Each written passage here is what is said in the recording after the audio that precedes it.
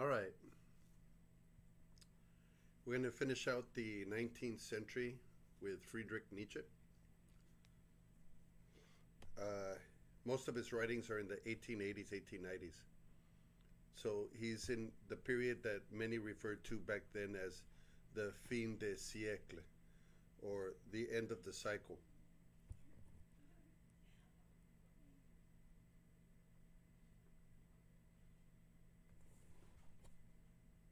In this period, um, they saw that the 1800s were coming to an end, leading to the 1900s, which was the end of a new millennium and the beginning of another. And so this is one of the reasons why they were expecting kind of some kind of end to occur, like a historical end, a social end, a political collapse, something of that nature. You have to remember that by the time that Nietzsche is writing, um, this is already about 20, 30 years after Darwin's developed his theory of evolution by natural selection. So they no longer need the book of Genesis to explain how life occurred or how human beings have came about. At the same time, Nietzsche's writing about 75 years after they had already begun discovering other galaxies, each of them with millions or billions of stars like the Milky Way, meaning that Earth is not special, right? Neither is our galaxy, right? There's millions and billions of galaxies, each with millions or billions of stars, 40% of which have planets. And so people begin to kind of recognize that human beings and Earth are not quite so unique, perhaps, statistically, right? Archaeologists are starting to, by the 1880s, 1890s, archaeologists are uncovering um, civilizations we had never even heard of buried under the desert or overgrown by the jungle forests. Erased from human memory after like thousands of years of rising up to creating an empire. So um, the achievements of society, right, are no longer kind of seen as something that lasts forever. Um, when entire dynasties and kingdoms have been wiped from memory by time, the West is starting to kind of get tired and grow old as a culture, and recognize the wariness that comes with the wisdom of age. And at the same time, the Industrial Revolution is in full swing, and it's proving that science and engineering are better at explaining the world than religion. And to top it all off, capitalism and life in the city are pulling Western culture people further and further away from tradition as the new final century of the millennium comes closer. So at the time that Nietzsche's writing, there's a lot of kind of change in the air, right? People are fighting revolutions, right? People are demanding democratic votes. The U.S. had just fought the Civil War, right? And people of African descent had been given their freedom. So there was a lot kind of going on worldwide at the time that Nietzsche is writing. And Nietzsche begins to feel that the old world is on its last legs, that the old world is about to die. And so this brings us to his ideas. Today's ideas on Nietzsche are coming from one of his early books called Beyond Good and Evil. Even though it's one of his early books, it is the ideas behind it are still very much the ideas in all of his later works. So this is kind of like a starting point where he begins to flesh out some of the ideas that will spend the rest of his life encountering. So Beyond Good and Evil.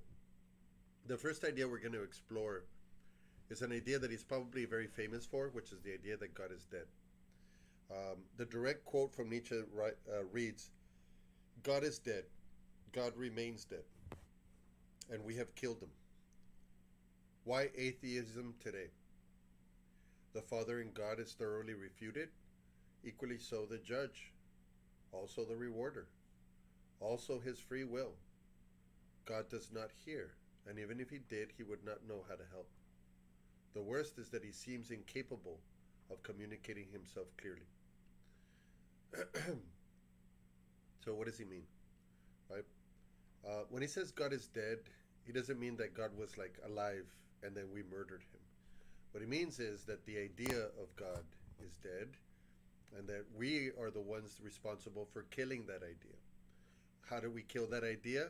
We kill that idea through science, through history, right? Um, Science has proven that God is not a father in the sense that he's not a creator of life, right? Natural selection, genetics, evolution, right? These things created life without the need for a God. So the science of evolutionary biology has refuted this idea that God is a father or the creator of all of us, right? History has also refuted the father, right? Because in history we see children being enslaved, being kidnapped, being raped, being murdered. And so history shows us that this has always been the case. This is nothing new, right? They were being bought and sold as slaves, not only by the Americans for 200 years or 300 years, but even before that by the Greeks and the Romans and the Egyptians, right? And so the idea that God is a loving father and would just sit by and watch not only small children being enslaved and murdered by humans, but watch them getting sick with leukemia and watching them slowly die, right?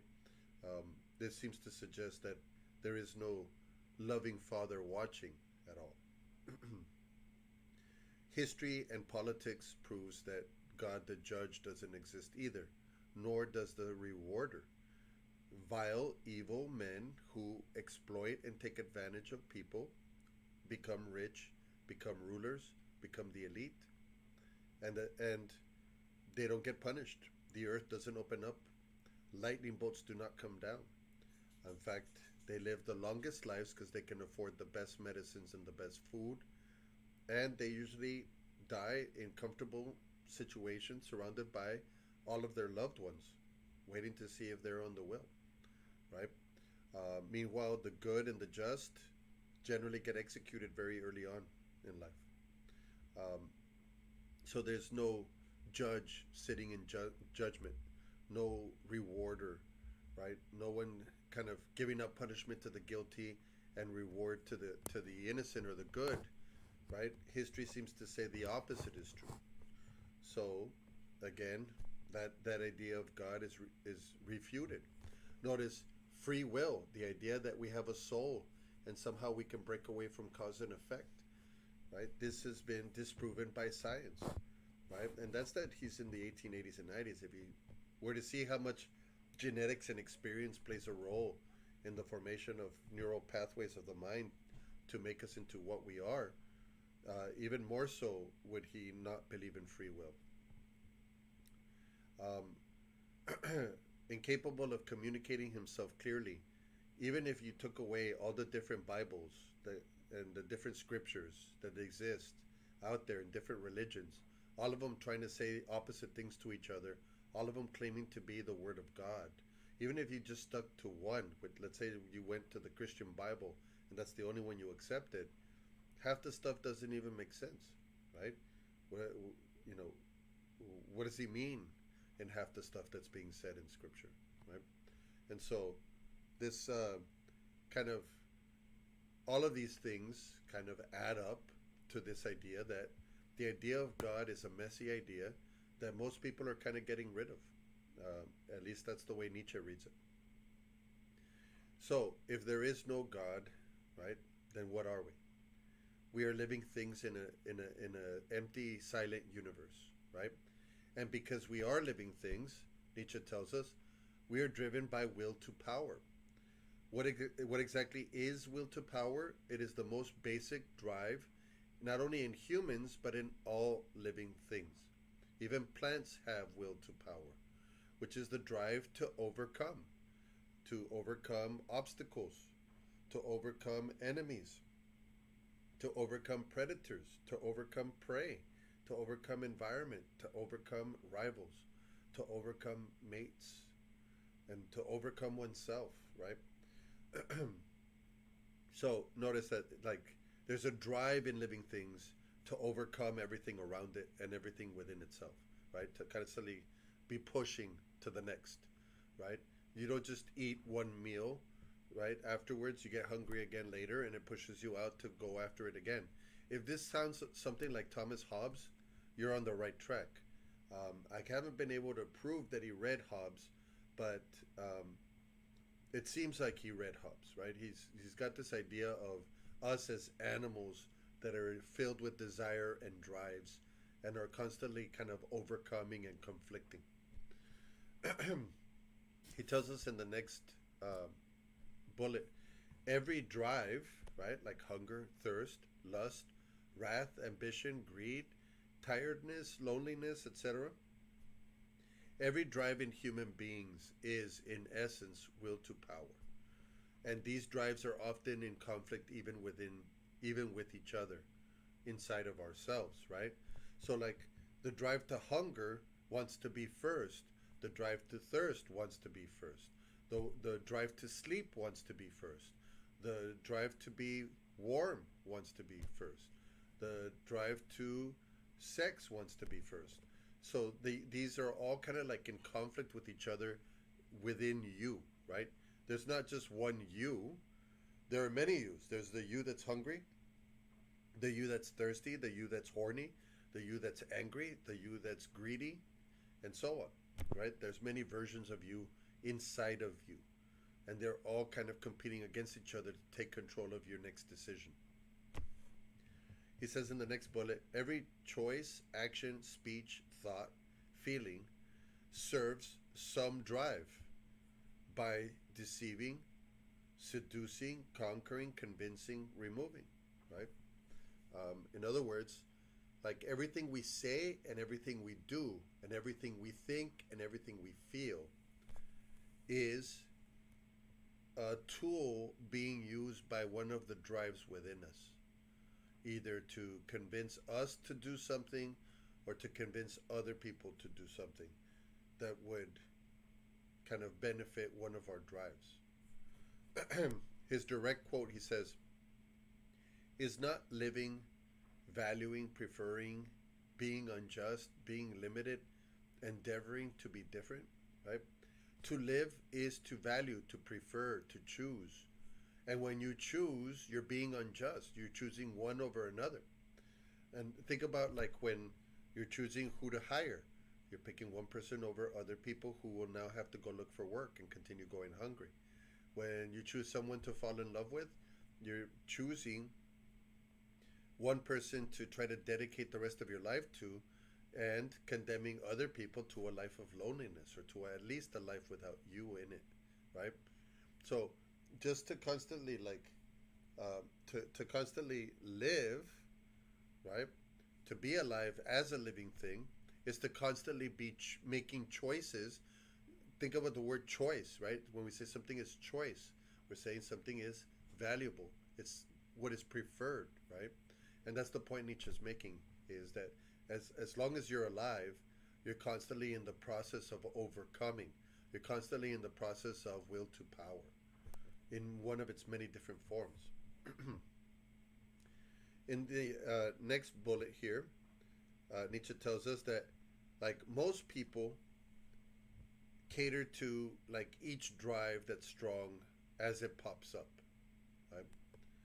And it goes through them from one drive to the next drive to the next drive, just like every other animal.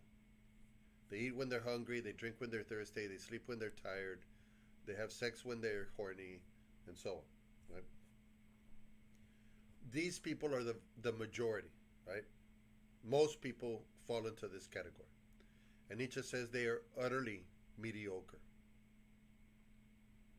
They will never reach greatness. They will never reach immortality, because they always go from one drive to the next. So they're kind of like just when it comes to eating, drinking, sex, sleeping, making money, and so on, right? Now, they're the majority though. So they are the life source of the species. They're the ones who reproduce the most. They're the ones who build an economy. They're the ones who act as the social body of the social contract that Hobbes was talking about, that make the country run, right? So they're the life and the body of the species, but they're also completely boring, right? Um, However, Nietzsche points out that there are a few individuals, very rare, who crystallize one drive into an idealized ruler over all other drives, right? There's a story of Don Juan, who was the greatest lover in the world. For him, lust was the number one drive, right? And eating and drinking and sleeping and making money, etc., was all just, those were secondary drives that were only in the service of lust, which was the number one drive, right? So according to the legends, he slept with thousands and thousands of women before he died, right? Notice this particular will to power dominates every aspect of a person's life until the person excels at this, right? Like if you keep pursuing the same thing over and over and over again, and you accumulate more than 10,000 hours of practice at something, you become excellent at it. You become a master of it. And then notice for Nietzsche, this will to power, this one drive that becomes their golden star that they dedicate everything in their life to, creates excellence until it destroys them. Who are these people? These are your master artists, your profound thinkers, your brilliant scientists, your legendary fighters, your infamous lovers, right? They're the ones who leave a mark on the world. They find immortality, but often suffering, failing epically, and dying early, right? So they live forever through the memory of culture, but they died quite young, right? They always find a way to destroy themselves in the pursuit of that drive, right? So those are the two types of people that exist in the world for Nietzsche. The majority, which are just kind of like animal people. They kind of eat, drink, sleep, reproduce, go to work, pay their taxes, pay their bills, live long. Or a few individuals that are self-destructive in the pursuit of excellence, right? And some of those might be lucky enough to reach a form of immortality. Now, do we pick which one we are? Nietzsche tells us there is no free or unfree will, only stronger or weaker wills, right? For Nietzsche, we're not robots, we're not animals only, like that are part of a cog in the machine of the universe. But at the same time, we're not like immortal souls that can free themselves from cause and effect by not being a prisoner of the body, right? He thinks it's people that are oversimplifying things when they want to talk about being free or unfree. And what Nietzsche points out is we're neither. Instead, we exist somewhere in a spectrum, right? Some of us have stronger wills when it comes to certain parts of our lives and weaker wills when it comes to other parts of our lives. Some of us have only weak wills when it comes to almost all parts of our life, right? And so there's certain things that you're more in charge of in your life and certain things that you're less in charge of in your life, right? So humans are not free, but they're not unfree. They're either stronger willed or weaker willed. The stronger willed ones tend to be the ones that, dominate, and they're the ones that can become rare and reach excellence and leave some kind of mark behind them. The weaker wills are the ones that always just kind of go with the flow, including the flow inside of themselves with the different drives. Continuing, Nietzsche gives us another famous quote. He says, "There are no facts, only interpretations." And what he means by that is that given that the universe is an inherently meaningless void, right, an abyss, um, lies are necessary for life, and they exist beyond being good or evil. Because humans have to seduce themselves into creating a meaning for existence to make life bearable. In other words, um, he says that basically at the center of every truth is a lie, right? And what he means by that is that as human beings, when we're building up our so called truths, the truths that we live by, the truths we need to live, right? That we often lie to ourselves, right? And that for Nietzsche is not a bad thing, right? It is what it is. Humans have to lie to themselves in order to make life bearable, right?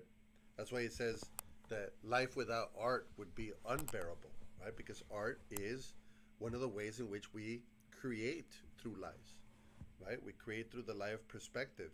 We create through the lies of fiction. And so for Nietzsche, lies are not bad. They're necessary, right?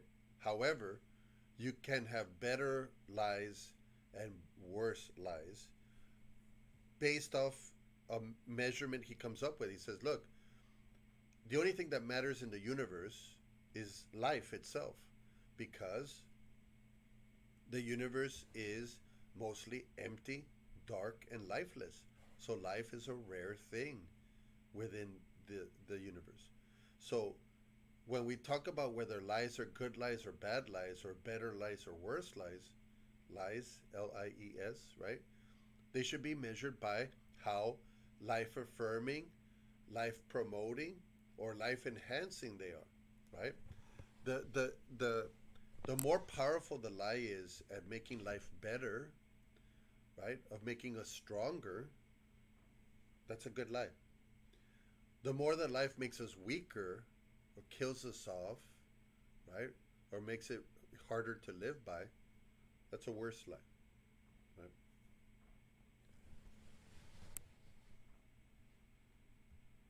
Now, how do the drives and this idea of lies and truth fit together, right? That's what we see here in this kind of bullet. Human beings, in the end, project their own drives and will to power into everything that they gaze at, right? We interpret what we see, hear, smell, taste, and touch in accord with a narrative, a story that we come up with in our head that justifies our worldview, right? Justifies the way we see the world, while also absorbing the projection, right, of those in the world around them who interpret us as well. In other words, there's certain drives that are your like number one, number two, and number three drives. And those drives tend to create a story in your head that helps to justify them being the drives that should dominate. For example, if the drive to wealth and ambition happen to be the drives that dominate your life, they're going to affect the way you see the world around you, so that you see the world as a place with not enough resources, not enough money, right? An insecure world where it's easy to lose it all in the blink of an eye, right? And you see the world that way because it forces you to kind of value money, value power, which reinforces the ambition and the greed that are the drives in you, right? So we kind of like see the world through the lens, right? Through the lens of the drives that are dominating us. We don't actually see the world, we're interpreting it. We're interpreting it according to the value system of the drives that dominate and take over us. This is why he says whoever fights monsters should see to it that in the process he does not become a monster. If you gaze long enough into the abyss gazes back into you, right?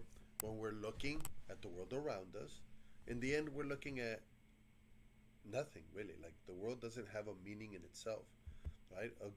A goat is just a goat. The chair is just a chair. The accident was just an accident. It was just a matter of cause and effect, right? But as we, if the thing is that we're always fighting monsters, right? We're fighting that will. Remember, will to power. We're always fighting the monsters of, you know, other tribes, other races, other religions, other groups, other economic classes, other genders. We're always fighting the monsters of, immoral people, or serial killers or gang members or the cops or whatever, right? And so we also are fighting these other monsters, which are these other drives, right? We don't want, back with the example of ambition, right? And greed. We don't want love. Love is a monster. It's a weakness.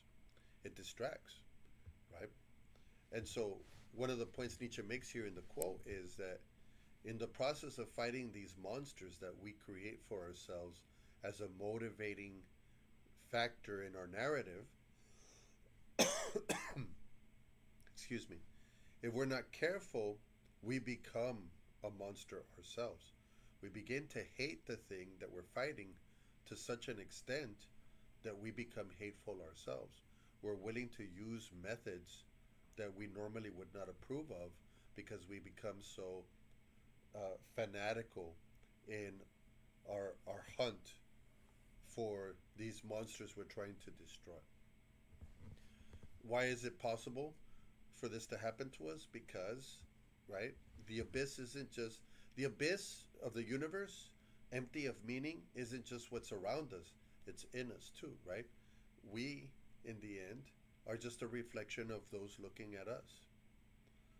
Um, so, one of the things he's kind of pointing out here is that um, every will to truth, right, an ideology, a worldview, a philosophy that poses as the truth with a capital T, is in the end really just an idealization of a narrative that has been projected on and reflected on the rest of the world around it, that has taken some will to power, some drive, and idealized it into a worldview, right?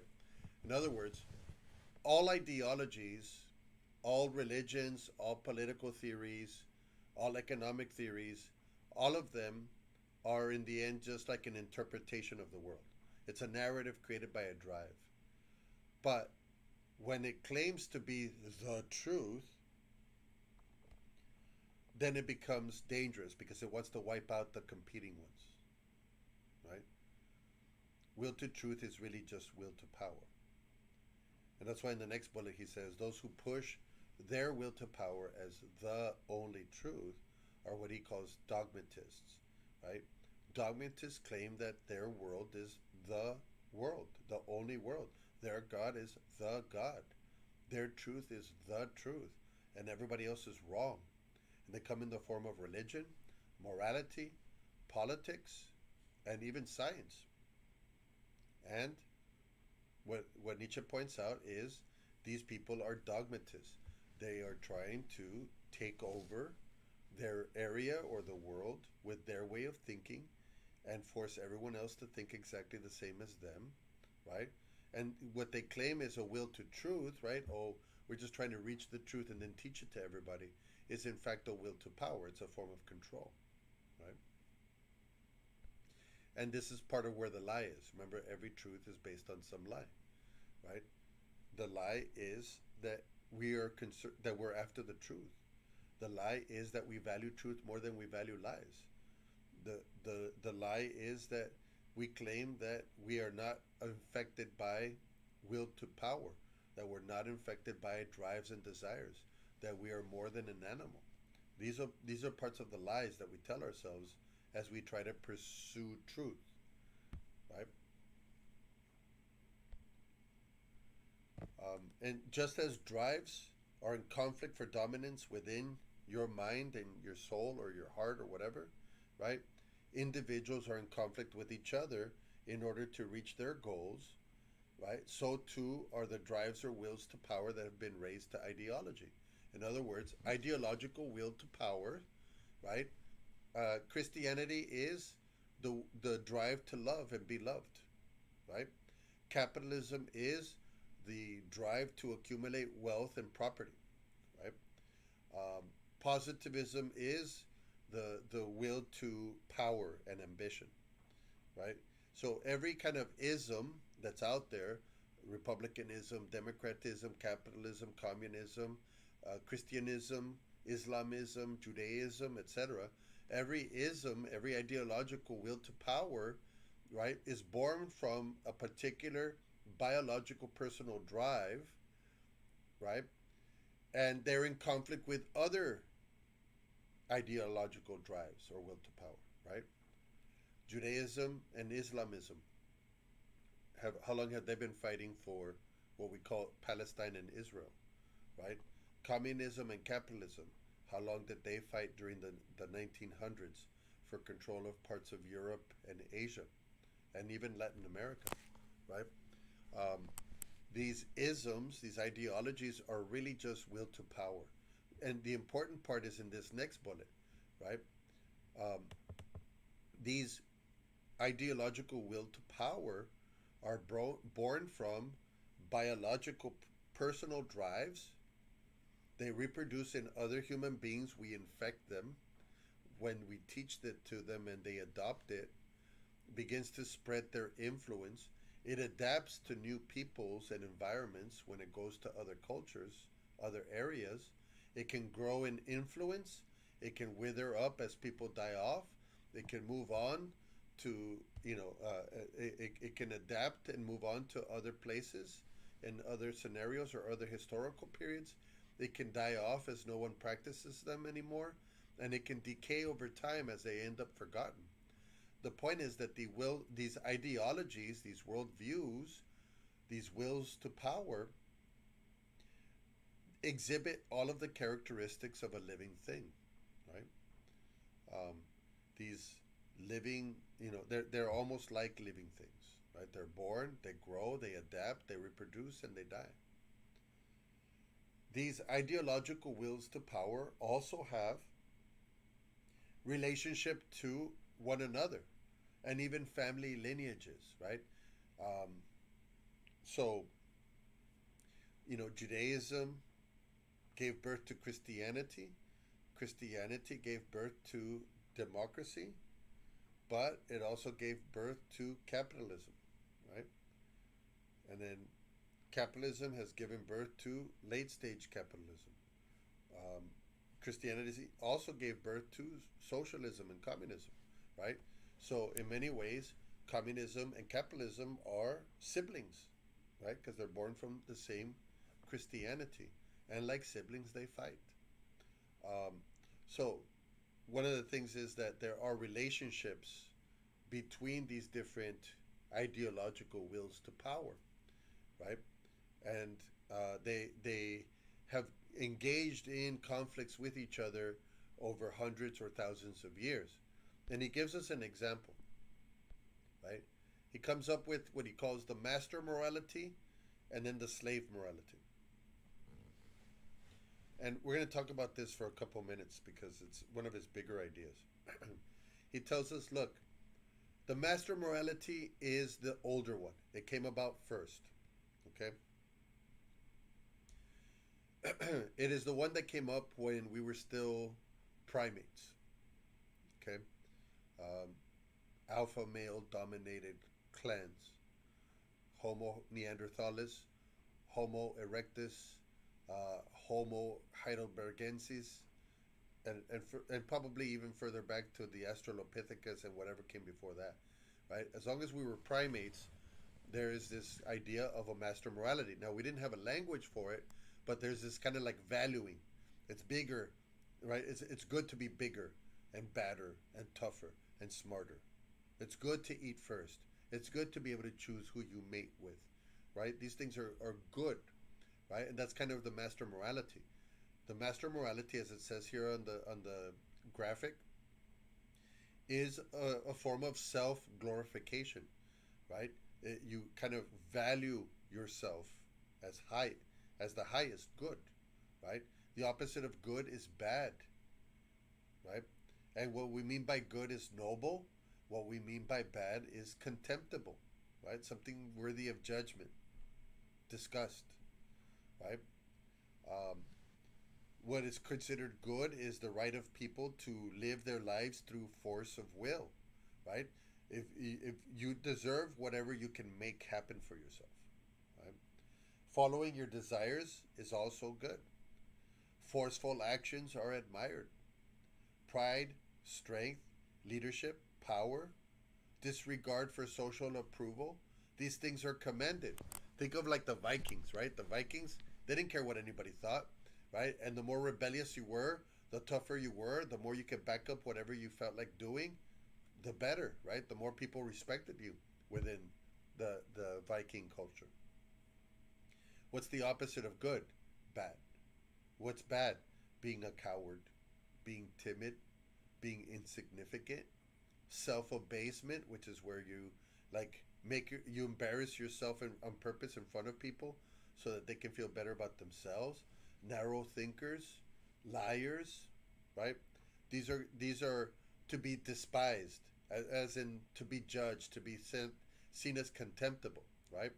So this is the master morality, and it continues. We'll come back to the slave morality in a bit. The master morality is focused on power, pride, hierarchy, right? Its essence is nobility, right? The idea is to be greater than everybody around you, to be smarter, to be richer, to be more powerful, to be more glorious, right?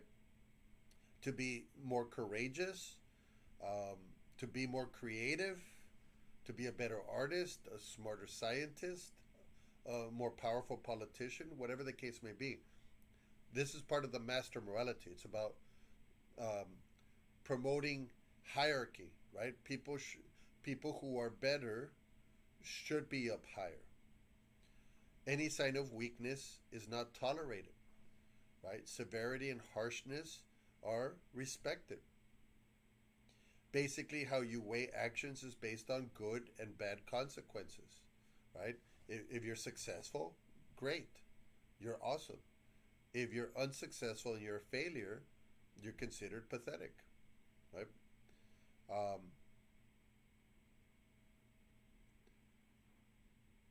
Obviously, fear and violence are generally tend to be the tools of the master morality. So notice again, the master morality, the opposite of good is bad, right? And this has to do with like degrees, right? You go from like excellent to pretty to very good to pretty good to slightly good to kind of in the middle, right? To neutral to slightly bad to more bad to extremely bad to the worst, right? So good versus bad is a matter of degree. Um, it is not about self glorification, it's more about self cultivation. And here, this should make you think of Aristotle, right?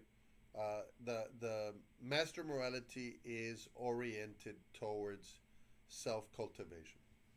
It's oriented towards like working out to get stronger, reading more to get smarter, um, pushing yourself to be more patient, right, etc. Right. So it's about kind of like making a bigger, stronger, smarter you, right? And so it's about cultivating the self. It looks selfish from the outside because you're always kind of working on yourself, right? But that's the basis of the master morality. What are examples we find throughout history? The prehistory of the tribes, Mesopotamia, ancient Egypt, ancient Greece, the Roman Empire, any form of aristocracy, um, the the Vikings, right? Those types of things are examples of cultures that had the master morality. Now, at the same time, how do we see it today, right? Um, how do you, see the master morality in today's world? Because it's still around, right? Well, the way you see it is, um, in, like, for example, merit scholarships. Okay, um, merit scholarships. Um, Here, I'm trying to highlight it. Sorry, guys.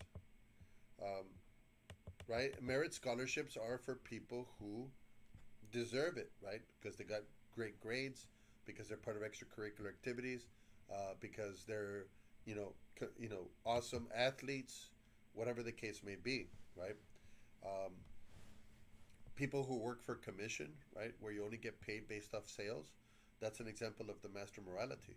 You only deserve to eat if you can sell, right? You only deserve to go to college if you are better than everybody else at something, right? So these are examples today of the master morality.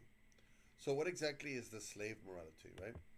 For that, let's kind of return back up to the top and start kind of our process all over again. So over on the right, the slave morality, right? Basically, it's the morality of usefulness. What is useful for most of us? Um, it's motivated by resentment of those who are better than you naturally, right? The slave morality is based on a dislike of anybody who is good looking, who is smart, who is rich, who is strong, right? Goodness is basically something that appeals to the herd, right? What is good?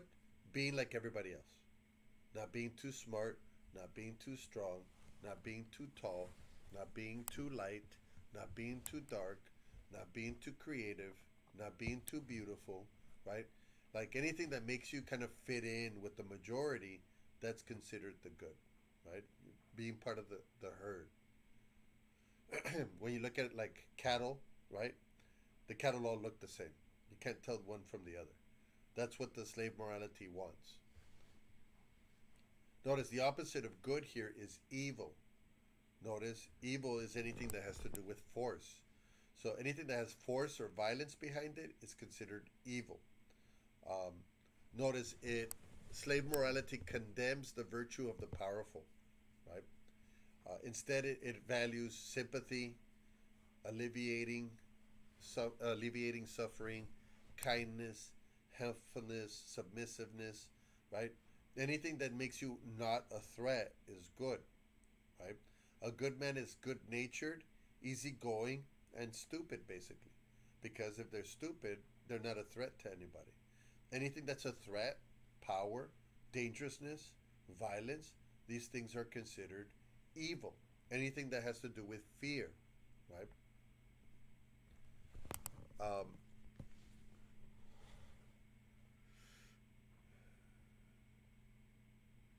Basically, the slave morality wants equality, right? But even though you guys have been raised to value equality, right? Notice that the slave morality, the equality it's talking about is an equality where everybody's reduced to the lowest common denominator, right? You don't want people being rich, right? That's communism. You don't want people being too good looking. You don't want them too strong, right? Um, let's see. Notice at that bottom part of the red side, right? They see everyone as equal, yet they are subservient for those who are above them, right? Um, so on the one hand, they pretend they want everybody to be equal, but on the other hand, they only want everybody to be equal so that it's their way of pulling themselves up at the expense of someone else around them, right? That's what's going on with the slave morality. So notice the opposite of good is evil. This is it's not a matter of degree anymore, right? It's a difference of kind, right? Like you're completely different from each other. You shall never see eye to eye. Um, Basically, slave morality are the ones who created the idea of the afterlife, the two world mythology, right? This world, the natural world of the body, versus the spiritual world of the soul, right? And the slave morality is basically a result of not being satisfied with the physical world around us, wanting to find something better, right? And the the idea is that Nietzsche argues that the slave morality, because it's not satisfied with the natural world that we find ourselves in, the physical world, right? Because it tries to sell us a heaven and a hell in the next life that's somehow better, right? For Nietzsche, basically, slave morality is pro death, right? It makes us want to sacrifice this life for a fictional afterlife. It makes us want to celebrate death as a release, as a reward, and life as a punishment. Um, and that's why he rejects it. Remember earlier, he said that it's okay to lie if it, but it has to be pro life. It has to make life better, not worse, right? And so for Nietzsche, the master morality is the better morality because it's pro life, right? It might accept, enslaving people as being inferior or weak, and it might be pro, judgment of people, right? And taking advantage of them and whatnot. But for Nietzsche, right, it still is, it's pro life, right? It's pro this world, this body, making it the best that I can be instead of waiting around to die, hoping that things get better in the next life, right? And so Nietzsche obviously picks the master morality over the slave morality.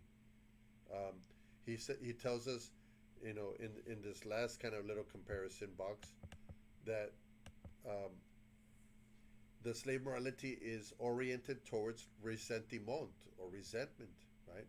That it's only happy in the lowest common denominator, and that it fosters mediocrity and conformity. It makes everyone into followers. There's no creativity, there's no individuality, right? Um, and so, what are examples from history of the slave morality? He says Judaism was the original slave morality. Um, it was something they came up with while they were enslaved to Egypt for 400 years. And then later, their descendants, the Christianity, Islam, um, democracy, capitalism, communism, socialism, all of these are kind of different historical examples because they all have, democracy, right? That everybody should be able to vote. Everybody should have equal rights. Everyone should have equal property. Some of you are thinking capitalism. Capitalism is because it tries to make everybody comfortable, right? With the newest lazy boy chairs and the new, orthopedic shoes and the next reclining bed and so on, right? So the fact that it's trying to alleviate suffering through its products is what makes it also part of the slave morality. Um, Other examples, the idea of fitting in instead of standing out, the idea of inheritance, right? If you think that you are owed just because you came out of the right, genetic contributors, right? Then that's a form of slave morality, right? Because you're asking for something you didn't build yourself. Financial aid, right? So notice scholarships based on being good at stuff, master morality. Financial aid for everybody equally, slave morality. Standing out, right? So that you're proud to be individualist, master morality. Trying to fit in to make friends, slave morality, right? Being paid based off of your commission, master morality, right? The idea of inheritance or that everybody should be paid the same, slave morality, right? Um, these are by no means the only moralities out there. These are just two examples that Nietzsche creates as a way of kind of showing us what he means when he says that there are different moralities, different ways of valuing the good, right? That are born in different periods or different cultures and that have particular lifespans and they give birth to children, right? Their offspring. The offspring of Judaism is Christianity, Islam, democracy, capitalism, communism, socialism, right? The offspring of Mesopotamia are ancient Egypt, ancient Greece, and ancient Rome. Um, so, what does he have to say about now, right? Where are we now? What do we have to look forward to, according to Nietzsche?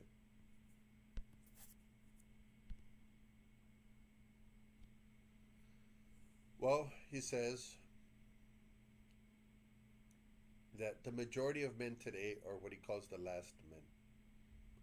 These are the descendants of the slave revolt in morality, which happened around the 300s.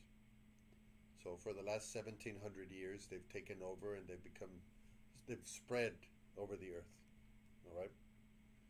He says that the last men are the vast majority of modern humanity. They are the bureaucrat politicians and the businessmen and the countless followers who dominate the modern world. Right? Um, these people legislate and produce and invent for the sake of conformity. They want everybody basically to be the same. Everybody to be what Dostoevsky calls a piano key ready to be played. Right? They want to make every human being the same as every other human being as much as possible. And we see that in genetic engineering. We see that in psychiatric medicine. We see that with media and social media. We see that with trends, commodity consumption, the workforce, right? All of these want to make everybody the same, right? We give people pills because we want them to feel the same way about things. We don't want them too sad or too happy or too mad, so we dope them up with psychiatric medicine, right? We want everybody scrolling on their phones because that keeps them easy to control.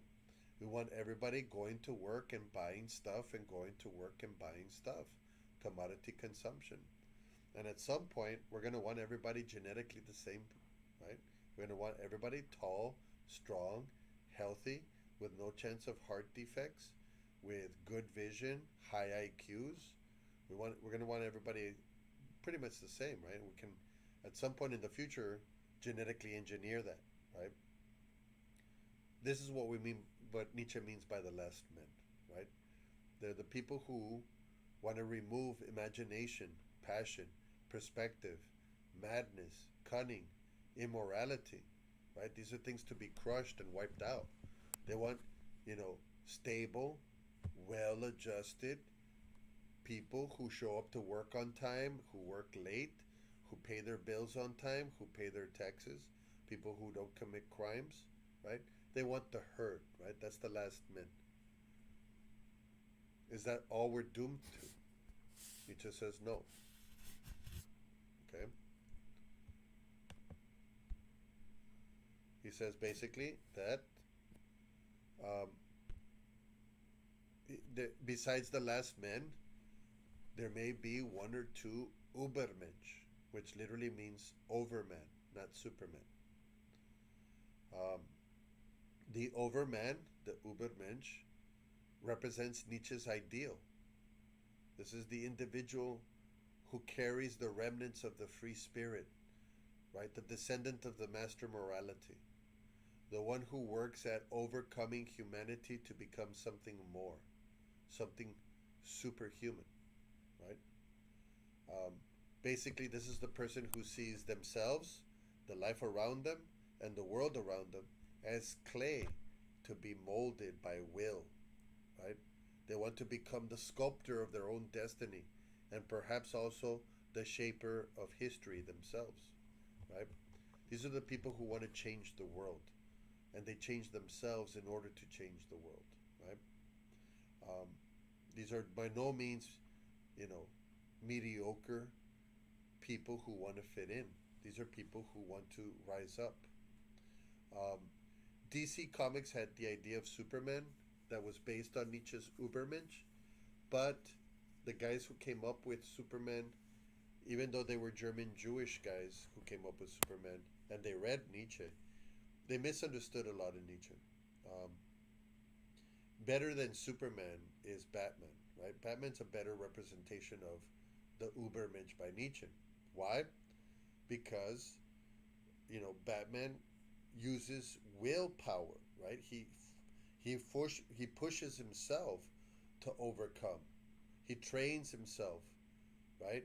He trains himself physically through like lifting weights, through the way he eats, he through the development of fighting styles. He develops his brain to become a charismatic genius who's fast and powerful for the purposes of infiltrating and using violence and conquest and mercy and generosity and salvation for the purposes of recreating Gotham in his own image, right? So notice he's not an alien. He doesn't have superpowers, right? That's what makes Superman such a terrible example of Nietzsche's Ubermensch. Batman's just a human who improves himself, a human who creates himself in order to recreate the city, in order to affect the world around him, right? So, in my opinion, right, Batman is the better example of the Ubermensch, right? A shaper of destiny, a shaper of history as well. Um, if some of this sounds exciting and some of you want to be Ubermensch and part of master morality, and you want to look down on the slave morality and the last men, be careful. Nietzsche admits that some books and ideas, including his own, can be dangerous to those who read them that are not ready, right? Um, he's pointing out that not everybody is is meant to read Nietzsche. Why? Because most people are last men. They're sheeps. They are part of the herd. They're part of the slave morality. And when they read Nietzsche's ideas, they want to make themselves into master morality Ubermensch, but they're not. And so the result is you get people like Hitler, right? Which is why he's down there in the picture at the end, right? Hitler was a mediocre guy who was terrible at painting and didn't get accepted as an artist, and then hated the Jewish rich people who rejected his paintings, went to the military, fit in perfectly fine there because all he has to do is obey commands, eventually rises up, right, to become leader of the Nazi party, right? And he thinks he's an Ubermensch. He thinks he's some kind of creative genius that's going to remake the world in his own image. And he almost does. And that image is horrifying because he's not creative at all, right? So, basically the last idea I want to leave you with is, a lot of people talk about Nietzsche as a nihilist. Remember, nihilism is the belief in nothing. No soul, no God, no heaven, no hell, no judgment, right? Nothing is true, therefore everything is permitted, right? So, nihilist believes in no good or evil because these are just words that are created by human beings. You are free to do what you want. Um, and a lot of people throw this idea of nihilism at Nietzsche, and they're not wrong.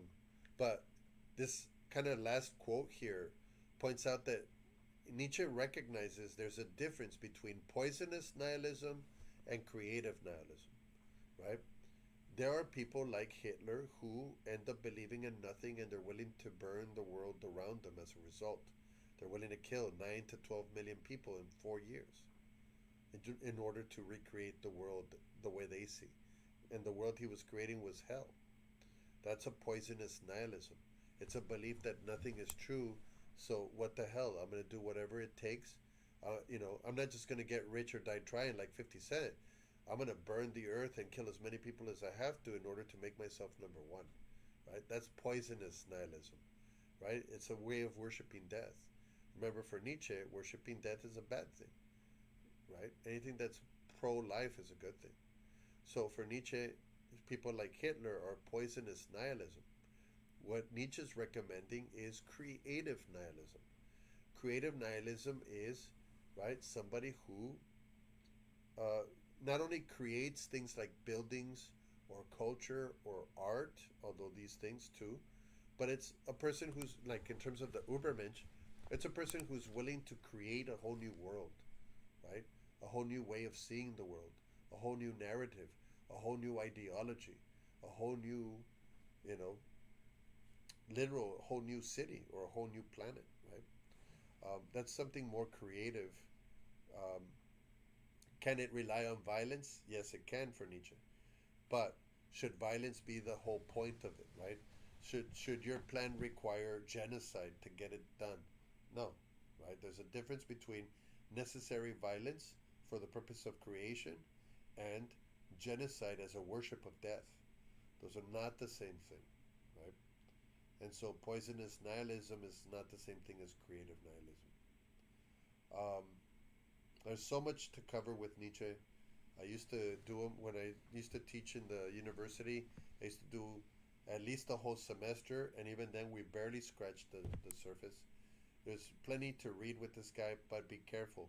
He's hard to understand, and he's easy to misunderstand. Um, so definitely make sure you read it with somebody who's able to lead you right. I hope you enjoyed these lectures on Nietzsche. This concludes the introduction of Nietzsche, and I'll see you in the next lecture on Albert Camus.